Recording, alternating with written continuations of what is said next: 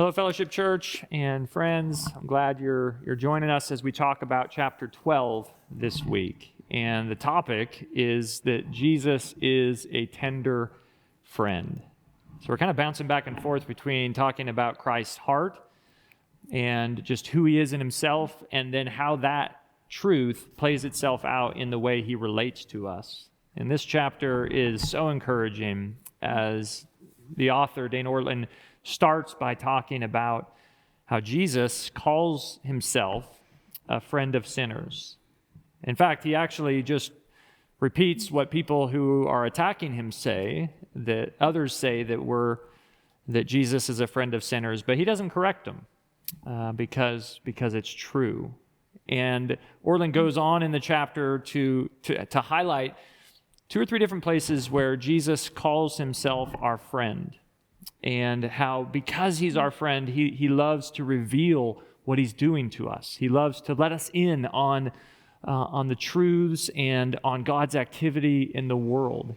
And because he's our friend, he loves to spend time with us, just like, and actually even more so than we like to spend time with our human friends. And so I'm just so excited to talk about this aspect of our relationship with Christ. It's one I think we think of not very often, but it is super helpful and super needed. And so I'm joined this week by Courtney Vera and Rachel Cherian. They're members here. Rachel's actually in the midst of an internship here at Fellowship, working with women's ministry and children's ministry.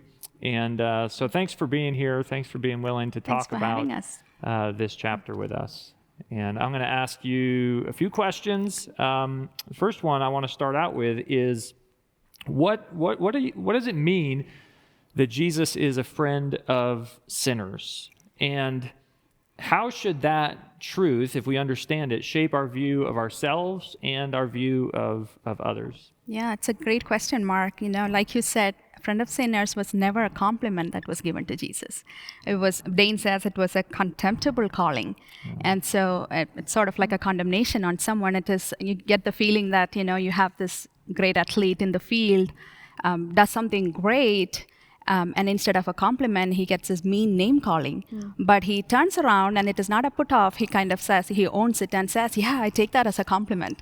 And so that is the feeling that you get because that phrase sort of furthers the mission of Jesus. You see in Luke 19 that he said, I have come to seek and save the lost. And in Mark chapter 2, he says, I came to call not the righteous, but the sinners. So you have that statement sort of furthering his mission. And it also means that he did not classify some of those people as sinners, and that doesn't mean that he let the Pharisees off the hook. And he is not saying that, not for the righteous, but the sinners, and classifying them as sinners. But what it really means is that he recognizes those people who recognize their own sinfulness. And he steps into their life. He gives them an opportunity to come clean. He gives them an opportunity to see him and be redeemed from where they are. He sees their helplessness. And that's what sort of, friend of sinners mean. And it's interesting that Dane says he was sort of pulling them into his heart. Yeah. And so what does that, what it does not mean is that he's not coddling with their sin. He is not participating in their sin. Friend of sinners doesn't mean he was participating, but he was giving them an opportunity to know him, see him, and be saved from their sins. That's so what does that mean to me is I am a saved sinner. Yeah. I am still living in the presence of sin. And in this sanctification process, it is great comfort to me that I have a friend who I cannot wear off, who steps into my darkness, my bondage, my messes, and is willing to pull me up. And so that means a lot to me. And if he did that for me, how should that transform my relationship with others? First of all, I'm so grateful. I'm humbled that even when I'm a sinner, he loves me and he enjoys my friendship. Yeah. And so it's a great check on my motive for friendships with others. Yeah. So. Yeah. Let me jump to the second question, Courtney. The author says, in Jesus Christ, we are given a friend who will always enjoy rather than refuse our presence. And on page 118, he says, if I can get there, he says, Christ, actually quotes Sibbs saying, Christ delights himself in his love to the church, and his church delights himself in her love to Christ. In friendship, there is a mutual honor and respect for one another. So he talks about this mutual companionship, almost like Jesus enjoys being with us. And so why do you think that's hard for us to believe? But why maybe is it also really important for us to believe?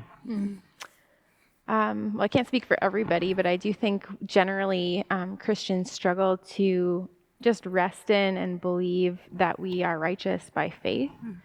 So I think it's easy for us just to think about our sinfulness and our weaknesses and to believe that that just utterly separates us from fellowship with God. And I think these truths really point us back that we're not righteous based on how good our day is going or how good our week is going, but we're welcomed in because of Christ. So that's how I think, at least. Yeah, that feeling of having to be clean and perfect before I can receive anything from Jesus. I think gospel is a scandal, and everything that is everything that comes through the gospel is a scandal too. And it's hard for us to believe, like Courtney said, and it is important because it is important we know that Jesus enjoys a relationship with us, because it kind of frees us from earning his love, trying to earn his love. And believe in works to earn his love. That's right. Yeah. And the idea that, because we talk all the time about having a relationship with Jesus, but you think about a human relationship in which you feel like the only time you should come into the person's presence is if you need something, and then you need to get out of their presence as quickly as possible. Because they could never, that's all they do is they just kind of give you what you need and then you move on. That's not going to be, you wouldn't describe that as a friendship, right? You might describe that person as your boss or your supervisor or your benefactor or your king, something like that. But Jesus calls us friend, and he's regularly throughout the Bible inviting us to spend time with him. And we need to believe that he actually wants to spend time with us. That he treasures us. I think about Zephaniah talks about how God is singing over us. He sings over his people. He delights in his people. In the Psalms, it talks about how his people are the apple of his eye. He describes the church as his bride. I mean, he just tries to convince us over and over and over again, despite our suspicions, that he loves us, that he enjoys us, and that he wants us with him, and he wants us to spend time with him. And we need to believe that if we're going to have the kind of relationship that we're invited into with Jesus. Let's just get real practical. Maybe what is one way or a couple ways maybe at the most that we can grow in experiencing this kind of friendship with Jesus that we're talking about and that he calls us into? What are some ways that we could practically grow in that kind of friendship? Yeah, I can at least think of a couple of things. To grow in any kind of relationship, spending time is a necessity. And so unless we make that a priority, I know we are all in different seasons of life. And so unless we make that a priority, that the communion with Jesus is going to be a priority for me, we will get distracted. And so I think earlier on in my life, someone gave me the book by Brother Andrew that says that the title goes like this, Practicing the Presence of God. And I have come to learn so much from that book, that just sharing my heart with Jesus in an everyday life situation, an everyday, every moment of my life, just having this the attitude of that I'm spending time with Jesus, even as I'm teaching, even as I'm with the kids.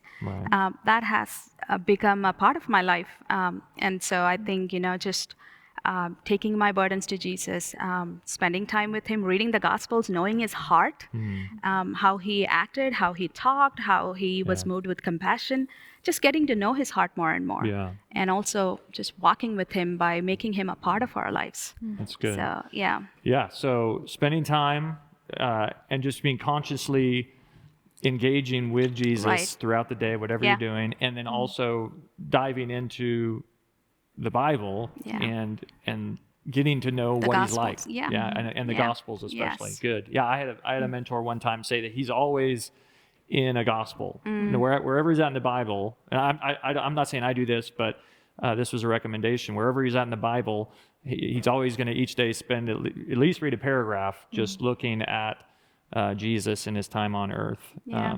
Any other ideas, Courtney? Well, I was just thinking about, again, just in our struggle with sin, seeking friendship with Jesus, I think just looks like coming to him. So taking, Hebrews 4:16 about drawing near and finding help. With a friend, when we have a hard day, we reach out, we let them know, we invite their help. And so I think accepting Christ's friendship can look the same. Yeah, that's That's good. good. Yeah, I find this friendship, Thanksgiving and just gratitude is a big part of it.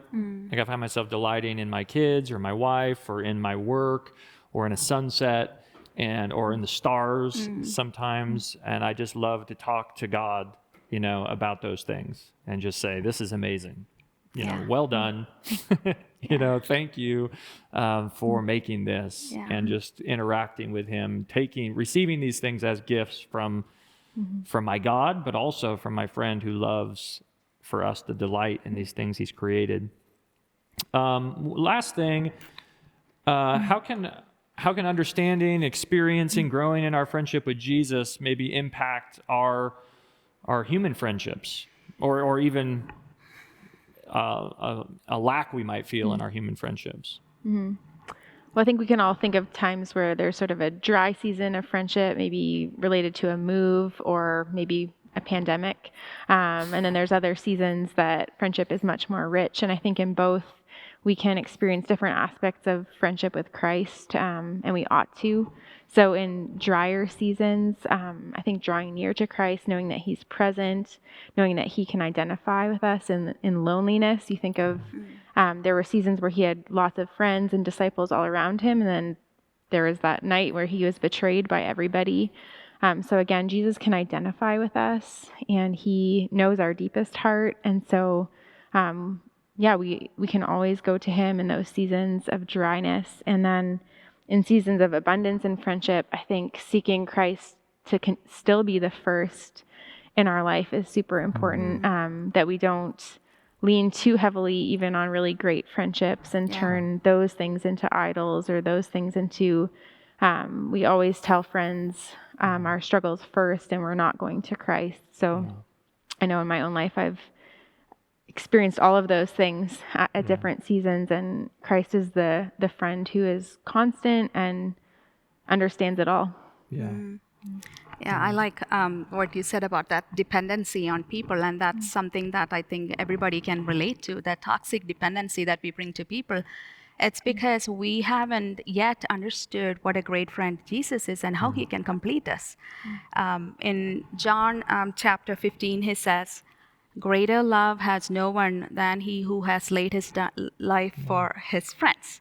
Right? And so in that, I have a blueprint of friendship. I know what friendship with Jesus is because he laid down his life for me. And so I don't think any of us would be called to a place where we would have to give up our life for a friend.